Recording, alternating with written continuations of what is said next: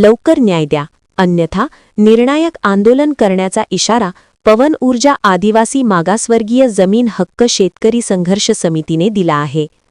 नंदुरबार तालुक्यातील पूर्व पट्ट्यातील शेकडो आदिवासी शेतकऱ्यांच्या जमिनीवर सुजलॉन ग्लोबल सर्व्हिस लिमिटेड कंपनीने शेतकऱ्यांची कोणतीही संमती न घेता अतिक्रमण केल्याचा आरोप करण्यात आला आहे।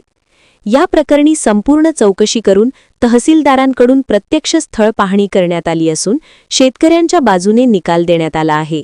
मात्र हा निकाल लागून 6 महिने उलटूनही संबंधित कंपनीकडून शेतकऱ्यांना कोणत्याही प्रकारची नुकसान भरपाई अद्याप अदा करण्यात आलेली नाही।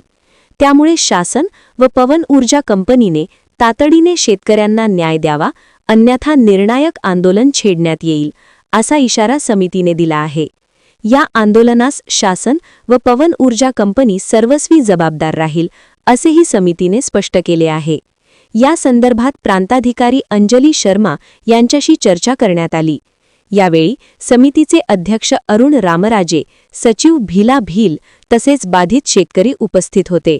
श्री न्यूज नंदुरबार। जिल्हाधिकाऱ्यांनी मनाई आदेश जारी केल्यामुळे आम्हाला आमरण उपोषण करण्यापासून त्यांनी परावृत्त केलं आणि जिल्हाधिकाऱ्यांनी मागच्या 9 तारखेला आम्ही जे आमरण उपोषणाच्या नोटीस देऊन जेव्हा आम्ही निवेदन दिलं, त्या निवेदनामध्ये स्पष्ट असं म्हटलेलं आहे की या इथल्या नंदुरबारच्या तहसीलदार कोर्टाचा 24/6/2025 म्हणजे 6 महिने एक आदेश काढतो की इथल्या शेतकऱ्यांना नुकसान भरपाई दिली पाहिजे।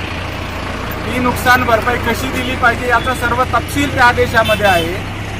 तरी सुद्धा इथले प्रशासन त्या कंपनीला, सुजलानची कंपनी आहे, त्या कंपनीला या शेतकऱ्यांना नुकसान भरपाई मिळवून देऊ शकलेली नाही।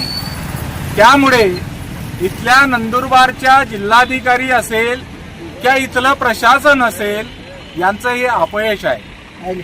आम्ही कंपनीवाल्यांना सांगतो की तुम्ही या आदिवासी शेतकऱ्यांची जमीन ही 20 वर्षापासून वापरत आहात, मग त्याचा मोबदला काय?